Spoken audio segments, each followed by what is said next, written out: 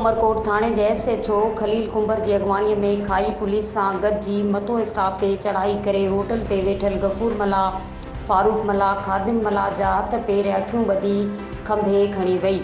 Umarkot police पारां खंभे गुम कयल गफ़ूर मला, खादिम मला, फारूक मला जी आज़ादीअ जे लाइ फिशर फोक फार्म सांगड़ जे सदर रसूल बख्श मला, नवाज़ मला, इरशाद मला, हसन मला, रजब मला जी अॻवाणी अवामी इलेक्ट्रॉनिक मीडिया ऑफिस पहुची सख़्त एहतजाज कंदे ॿुधायो त SHO उमरकोट खलील कुंबर अॻु में धमकी ॾिनी हुई त गफ़ूर मला ते कूड़ा केस दाख़िल करे उनखे गिरफ़्तार करे कूड़ो मुक़ाबिलो ॼाणाईंदसि।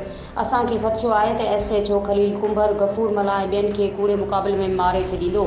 हुननि चयो त SHO खलील कुंबर अॻु में बि असांजो माल काए बेगुनाह माण्हू गिरफ़्तार करे 3 लख रुपया वरिता हुआ, जंहिं ख़िलाफ़ दाहण ते हू मछलिजी पियो आहे। जॾहिं त फिशर फोक फोरम पारां उमरकोट पुलिस पारां बेगुनाह मल्हाह बिरादरी जे माण्हुनि खे बेगुनाह गिरफ़्तार करे उन्हनि ख़िलाफ़ कूड़ा केस दाख़िल करण वारे अमल ख़िलाफ़ पूरी सिंध में एहतजाज जो ऐलान कयो वेंदो। मौत 3 केस करे छॾी। फुरजा उमरकोट हीराबाद जो केस कई, हेॾा बचापन जो केस कई, फुरजो मूंखे कुटी मैनू पूरो लिकाए पे चौकुन पुलिस जो कंदो। उन खां पोइ मूंखे कुटे कुटे जी जजट हाज़ुर कई थी। उन खां पोइ मूंखे अची हाणे गफ़ूर तुंहिंजे भाई ढॻियो भई भईंदुसि उन खणुसि। जे कोई माण्हू ॾोहो कर असीं नथा चऊं त उन माण्हू खे उहो माण्हू उमरकोट रहंदो, उनजो घर उमरकोट रहंदो उमरकोट, उन माण्हू खे वञी गिरफ़्तार करे जेको ॾोहो करे हलो। असां बिस्किन अॼु सिॼी उभिरियासीं उतूं कोन पहिरीं घर असांजे पुलिस वेठी आहे। 3 माण्हू अॼु खणी वियो मथूण मजा गफ़ूर मुंहिंजो भाउ खणी वियो बेगुनाह मिस्किन खे कुंदा हाणे ॿधी विया। 2 छोकिरा ॿिया खणी विया, 3 माण्हू खणी वियो जंहिंजो खादम नालो आहे, फारूक नालो आहे, गफ़ूर मला नालो, उहो असां खणी वियो उतां खां खणी मथूण मजा चालीह ॻोठ मां हींअर खणी वियो आहे।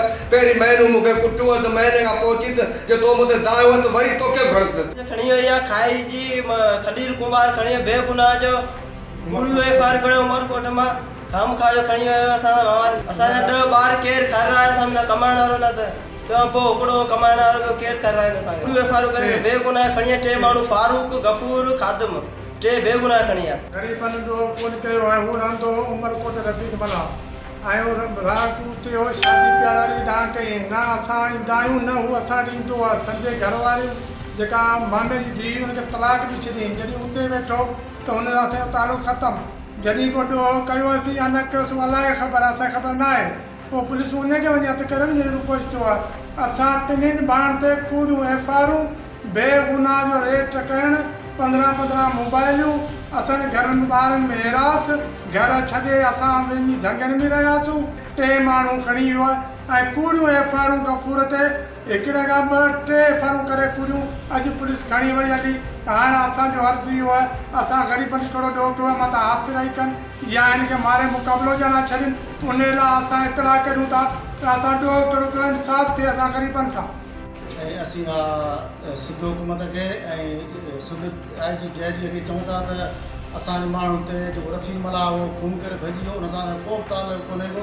ॿिया जेके मला आहिनि असांजा उन्हनि खे बेगुनाह पुलिस उमरकोट वारी पुलिस ऐं खिपे खाई वारी पुलिस गॾिजी असांजे मलाहनि खे तशदुद था कनि, असांजे मलाहनि खे कुटनि था मारनि था। असीं इहा अपील सिंध हुकूमत जा कयूं त महिरबानी करे मलाहनि तां इहो ज़ुल्म थिए पियो इहो न थिए।